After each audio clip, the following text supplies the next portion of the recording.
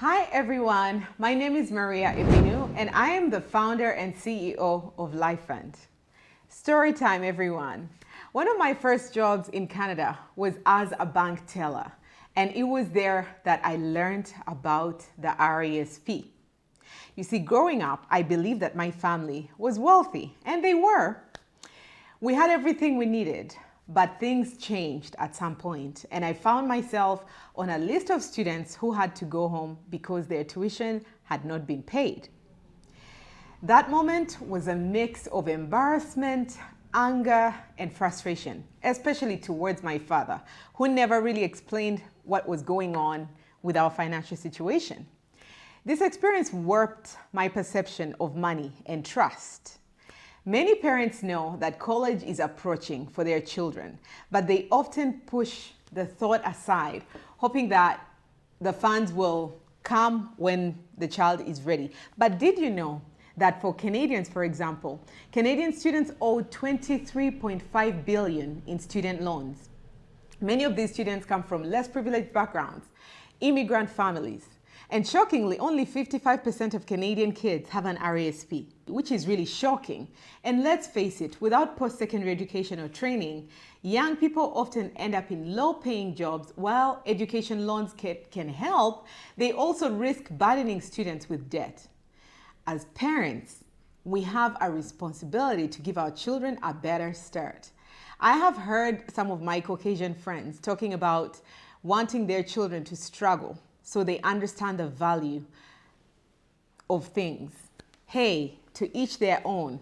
But I really want to applaud African parents who understand that education can be the leg up for their children. I don't need my children to suffer to learn. I am hoping that money will not be a source of trauma as it was for me. Let's explore the RESP. What is it really? An RESP is an acronym for Registered Education Savings Plan. And it's a tax-deferred savings plan where contributions can be deposited for a child or grandchild's post-secondary education. The Canadian government contributes up to 20% through the Canadian Education Savings Grant. There are 3 types of plans. You can either have an individual plan for a single child, and the beneficiary doesn't have to be related to you by blood. And they can also be a family plan, which is ideal for families with more than one child. Funds can be used by any child within the family, provided that they haven't reached their maximum grant. And beneficiaries must be related by blood. And then the last one is the group plan, where there can be many individual beneficiaries, and they don't have to be related. So the key points that you need to know about the RESP is that it's non-deductible. Unlike the RESP contributions are not tax deductible, but they're tax sheltered, including the earnings, which means you don't pay taxes on it until the time for withdrawing, basically when the child is ready to start school.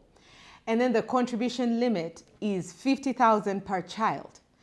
So the sooner you can put that $50,000 into the account, the more time that has to compound over a longer period of time. And reaching this limit early can really maximize on the growth of the RESP. There is no annual limit. That means you can contribute the entire $50,000 now if you can, or you can pay it in installments over time. And then when you're withdrawing, beneficiaries can withdraw funds once they attend a qualified post-secondary institution, including Canadian universities and colleges, and some institutions outside of Canada. When your child is ready to go to school, it's recommended that they take out more payments earlier on, so maybe in the first 2 years of their program, because later on they might start internships, which puts them at a higher tax bracket as opposed to when they're not working at all. So there's also the issue of non-attendance. If the beneficiary doesn't attend post-secondary education by the age 21 and the plan has been in place for at least 10 years, you can withdraw the RESP earnings, and if there is room in your RESP as a parent, you can put in up to $50,000 of accumulated income payments that can be transferred tax sheltered. into your RSP, and that is maintained.